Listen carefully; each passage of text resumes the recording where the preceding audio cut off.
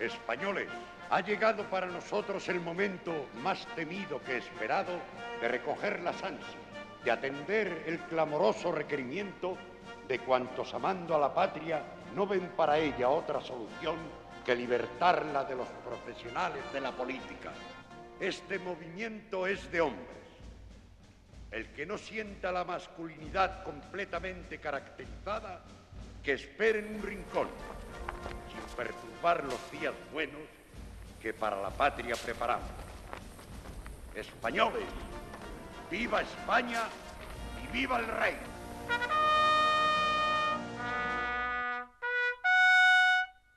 Con la lectura de este manifiesto, el 13 de septiembre de 1923, el capitán general de Cataluña, Miguel Primo de Rivera, da un golpe de Estado que triunfa sin apenas oposición ante la indiferencia de la mayoría de los españoles.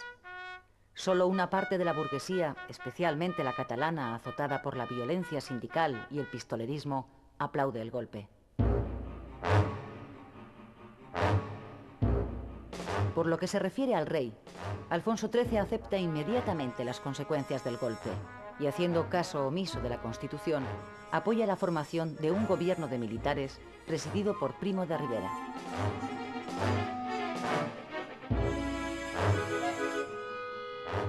España deja así de ser una monarquía constitucional para convertirse en una dictadura. Alfonso XIII emprende a partir de ese momento un camino político sin retorno.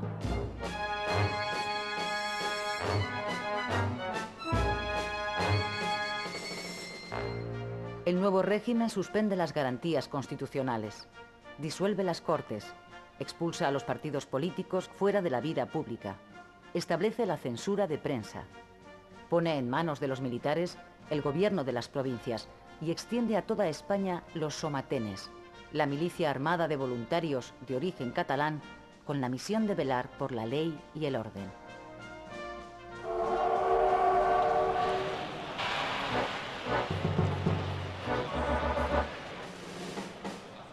Una de las primeras decisiones de Primo de Rivera es fundar un partido propio. Lo que busca con ello es ampliar la base social de la dictadura y crearse una plataforma política para el futuro.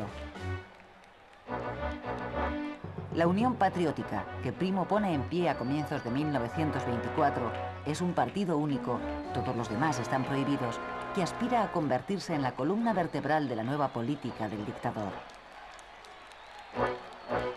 Dentro de lo que bautiza como programa regeneracionista, Primo de Rivera emprende la reforma de la administración y, tras declarar la guerra al caciquismo, disuelve todos los ayuntamientos y diputaciones que, a partir de ese momento, pasan a depender de la autoridad militar correspondiente. 8 de septiembre de 1925, puerto de Ceuta. El general Primo de Rivera acaba de embarcar en el buque insignia de la Armada, el acorazado Alfonso XIII. Desde allí va a dirigir una nueva y decisiva intervención militar en Marruecos, el desembarco en la bahía de Alhucemas. En esta ocasión se trata de una operación militar conjunta hispano-francesa. El líder rifeño Abdelkrim ha extendido la guerrilla al protectorado francés, lo cual ha favorecido el acuerdo entre España y Francia para acabar con la insurrección rifeña.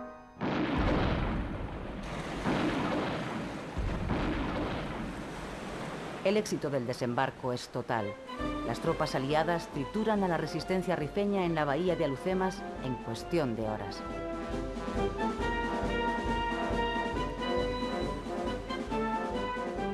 Seis meses después, el ejército español domina el Rif y su líder, Abdelkrim, se rinde a los franceses. Los oficiales africanistas, los que han hecho su carrera militar en Marruecos, jugarán pocos años después un papel decisivo en la historia de España. Son Sanjurjo, Mola, Codet, Varela o Franco.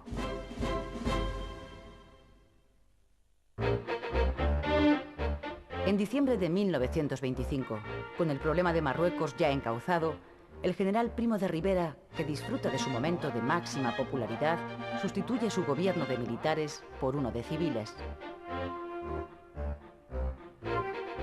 Con esta decisión, el dictador confirma su propósito de permanecer en el poder, pero sin renunciar a la dictadura.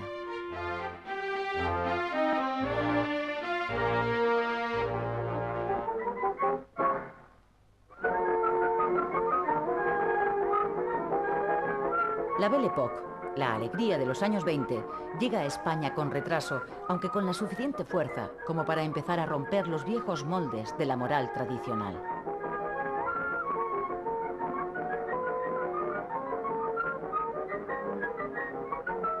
También la euforia económica de la década de los 20 llega al país, aunque una vez más tarda en llegar. Para estimular la economía española, la dictadura pone en marcha un ambicioso plan de obras públicas que modernice la muy anticuada e ineficiente red de comunicaciones.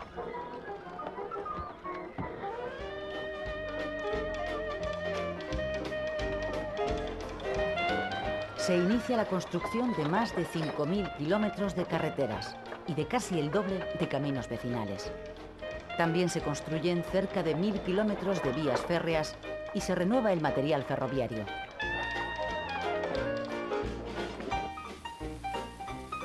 Simultáneamente, se pone en pie una política hidráulica de gran importancia para el país. Se crean las confederaciones hidrográficas para el aprovechamiento integral del agua. Se construyen embalses, canales de riego y también saltos de agua para satisfacer el incremento de demanda de energía eléctrica. La electricidad va llegando poco a poco a todos los rincones de España y con ella los electrodomésticos, aunque eso sí, solo para unos poquísimos afortunados.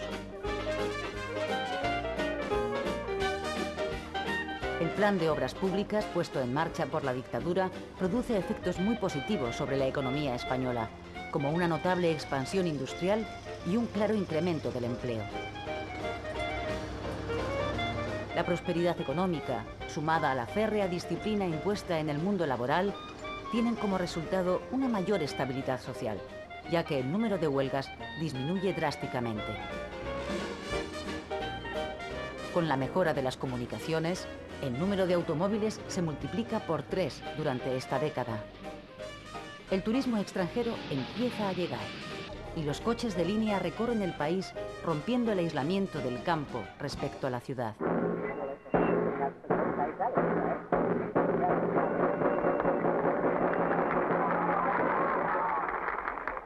Para celebrar los 5 años del golpe de Estado y de su estancia en el poder, Primo de Rivera elige Barcelona. Con ese gesto, el dictador intenta recuperar el respaldo de la burguesía catalana, en ese momento ya muy alejada del general a causa de su política centralista. La decisión de suprimir la Mancomunidad de Cataluña y el decreto por el que se prohíbe el uso del catalán en los actos oficiales han provocado a esas alturas que el nacionalismo moderado se haya visto ya desbancado por otro más radical, cuyo líder es Francesc Macià. El proyecto de Primo de Rivera acaba siendo un rotundo fracaso político, que es aprovechado por la oposición para hacerse presente ante la sociedad española. ¡Viva la República! ¡Viva! ¡Viva la República!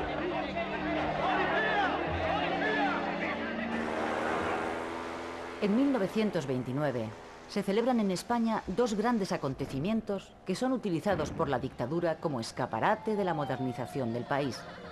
La Exposición Iberoamericana, que se celebra en Sevilla, y la Exposición Universal de Barcelona. El éxito indiscutible de ambas exposiciones no consigue, sin embargo, disimular una evidencia: el hecho de que la dictadura empieza a resquebrajarse. Salvar a una patria es siempre labor de masculinidad, en el sentido... Este es el último discurso del general Primo de Rivera. Lo pronuncia ante las mujeres de la Unión Patriótica. Faltan muy pocos días para que el dictador dimita. 27 de enero de 1930. Este es el momento en que Primo de Rivera abandona el Palacio Real tras presentar su dimisión al rey.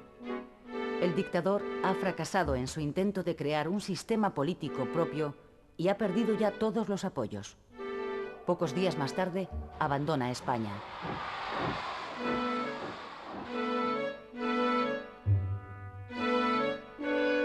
Con el prestigio de la monarquía profundamente deteriorado a causa de su complicidad con la dictadura, Alfonso XIII tiene ante sí una ardua tarea: tutelar el primer intento de transición política a la democracia de la historia de España. El general Dámaso Berenguer es el designado por el rey para regresar a la senda constitucional.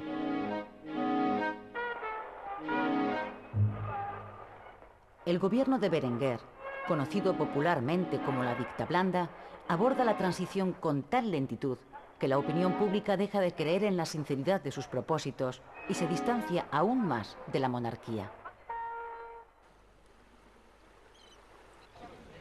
En agosto de 1930 se reúnen en San Sebastián representantes de las fuerzas antimonárquicas. Republicanos, socialistas y regionalistas firman un pacto por el que se comprometen a derribar la monarquía. Los grandes intelectuales españoles defienden esa misma posición. El filósofo José Ortega y Gasset publica en ese momento un demoledor artículo que termina diciendo: hay que destruir a la monarquía.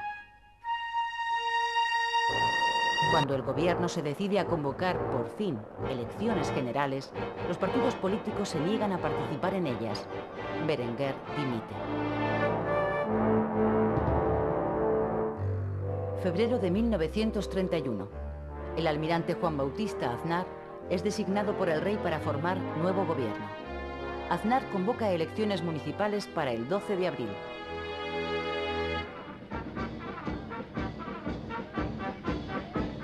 Durante la campaña electoral, los republicanos presentan las elecciones locales como un plebiscito sobre la monarquía. Los resultados electorales suponen para todos una sorpresa. Aunque el número de concejales monárquicos supera al de republicanos, estos triunfan en las ciudades donde la libertad de voto es real. Hasta allí no llega el poder de los caciques. Tras conocerse los resultados, el presidente de gobierno, almirante Aznar, acude a despachar con el rey. A la entrada, los periodistas le preguntan si habrá crisis, y Aznar responde: ¿qué más crisis quieren ustedes que la de un país que se acuesta monárquico y amanece republicano? ¡Viva la República! En Éibar, a las 6 de la mañana del 14 de abril de 1931, los concejales ganadores proclaman la República. Ante 10.000 vecinos concentrados ante el ayuntamiento, los republicanos izan la bandera tricolor y cambian el nombre de la Plaza Alfonso XIII por el de la República.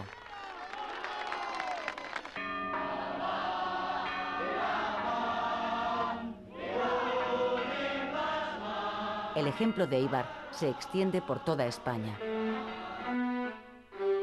En Madrid, a las 5 de la tarde, da comienzo el último Consejo de Ministros del reinado de Alfonso XIII.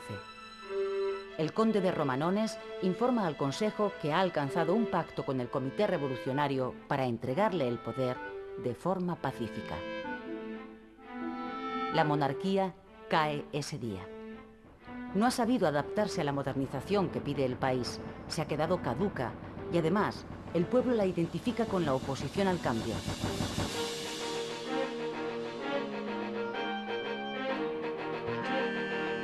Cuando los ministros abandonan el palacio, los madrileños ya han tomado las calles para expresar su alegría por la llegada de la República.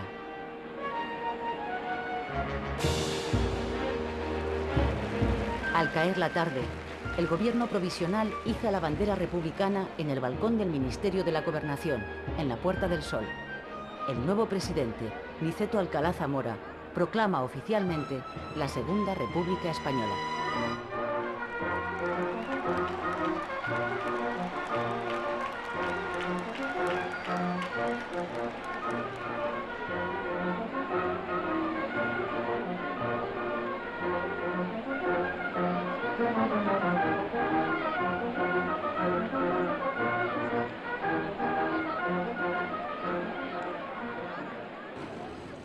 ...15 de abril de 1931...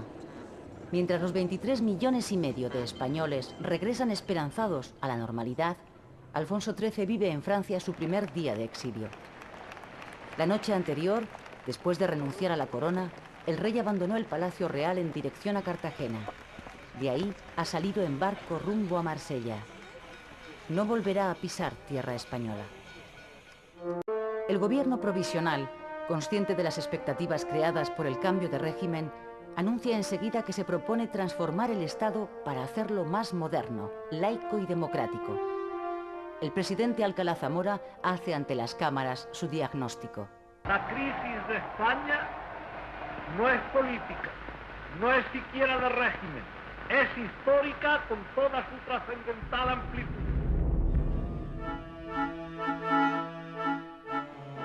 España sigue siendo en 1931 un país subdesarrollado en el que el débil sector industrial tan solo da trabajo a la cuarta parte de los obreros. Las ciudades se han ido llenando de gentes que acuden desde el campo con la esperanza de mejorar su vida. Madrid y Barcelona, que han duplicado su población en lo que va de siglo, tienen ya 1 millón de habitantes. Pero más de la mitad de la población, el 60%, continúa viviendo y trabajando en el campo, donde la pobreza alcanza límites extremos.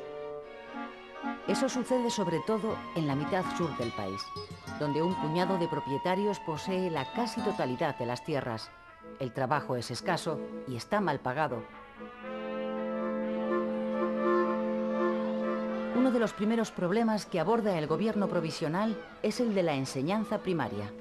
Faltan tantas escuelas y maestros como los que en ese momento hay. De cada 100 españoles, 44 no saben leer ni escribir. El Ministerio de Instrucción Pública aumenta el presupuesto de educación un 50% para poder abrir cada año 5.000 nuevas escuelas. El objetivo esencial es el de poner en pie un sistema de educación pública totalmente laica, capaz de sacar al país del atraso que padece. La vida de la joven república transcurre a toda prisa. El gobierno convoca para el mes de junio elecciones a Cortes Constituyentes.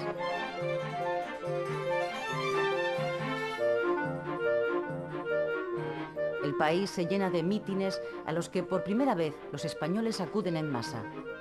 Se presentan a estas elecciones partidos de todas las tendencias, desde monárquicos a comunistas. Los partidos de la coalición republicano-socialista que formaron el gobierno provisional salen vencedores. El más votado es el Partido Socialista, seguido por el Partido Radical, ahora centrista, de Alejandro Lerroux. La derecha queda reducida a una minoría. En diciembre de 1931, después de 6 meses de tensos debates, las Cortes aprueban sin consenso la Constitución de la República.